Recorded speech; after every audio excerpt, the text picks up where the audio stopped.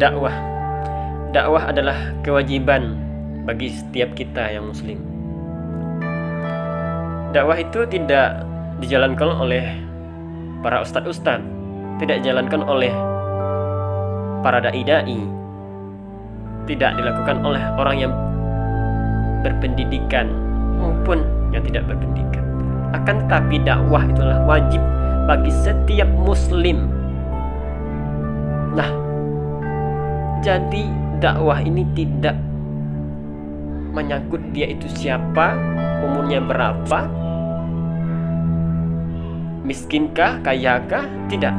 Akan tetapi adalah kewajiban setiap muslim. Allah sudah menegaskan kita dalam surat Al-Imran ayat 110 mengenai tentang dakwah, yang dimana artinya kalian adalah umat yang terbaik yang dilahirkan untuk manusia, menyuruh kepada yang ma'ruf dan mencegah dari yang munkar dan beriman kepada Allah. Kita renungi ya ini. Allah sendiri mengatakan bahwa kita itu adalah umat yang terbaik, umatnya Nabi Muhammad SAW, dan umat yang terbaik yang dilahirkan untuk manusia, menyuruh kepada apa? Melakukan yang ma'ruf dan mencegah dari yang munkar dan beriman kepada Allah.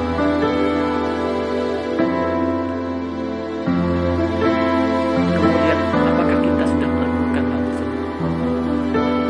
Jangan-jangan kita selama ini termasuk orang-orang yang rugi, orang yang rugi. Bahkan Allah telah menegaskan supaya kita tidak termasuk orang-orang yang rugi dalam surat Al-Asr ayat 1-3. Demi masa, sesungguhnya manusia itu benar-benar dalam kerugian, kecuali orang-orang yang beriman dan mengerjakan amal soleh dan menasehati supaya mentaati kebenaran, dan menasehati supaya menetati kesabaran. Nah, lantas apakah kita mau menjadi golongan yang rugi? Tentu tidak, kan? Apa hanya dengan diam, kemudian tidak peduli ketika kita melihat sesuatu yang rusak yang terjadi di muka bumi ini? Apa kita hanya diam melihat kemaksiatan merajalela? Bahkan kadang diri kita sendiri yang bermaksiat. Coba kita renungkan, bukankah kelak segalanya akan dipertanggungjawabkan? Ada 5 perkara yang kita harus ketahui.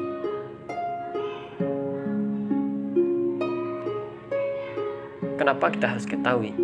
Karena kita akan mempertanggungjawabkan apa yang 5 ini yang akan kita tanggungjawabkan di akhirat besok.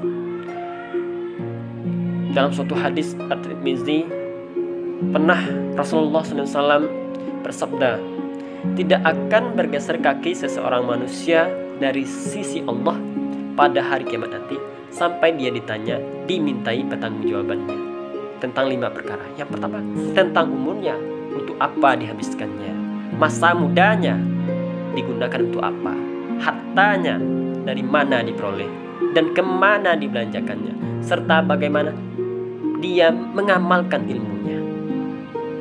Ingat teman-teman, masa muda ini adalah masa yang terpanjang dalam hidup kita. Kenapa? Di masa ini adalah potensi jiwa muda itu adalah yang menentukan masa yang akan datang. Masa depan itu ada di tangan para pemuda. Maka apa yang harus kita beri, apa yang harus kita mulai, apa yang harus kita lakukan? Mari kita renungkan sama-sama. Mari kita tingkatkan iman takwa kita kepada Allah untuk menjadi orang-orang yang hebat di masa yang akan datang. Karena apa? Karena Rasulullah telah menjaminkan kepada kita para pemuda yang beliau sebutkan dalam hadisnya, ada 7 golongan yang dinaungi Allah dalam naungannya pada hari kiamat nanti, di mana tidak ada naungan kecuali naungan Allah. Dan salah satunya adalah seorang pemuda yang tumbuh dalam beribadah dan taat kepada Allah SWT. Jadi pesan terakhir adalah jangan kita sia-siakan, manfaatkanlah waktu muda kita ini, usia yang masih muda ini, dengan berbuat baik, belajar agama, jangan sampai kita tidak mengenal agama, kemudian kita mengabaikan kerusakan-kerusakan yang di bumi ini. Kita adalah seorang dai, kita diutus, manusia itu diutus di dunia ini untuk sebagai khalifah, penjaga, sebagai pemimpin di muka bumi ini.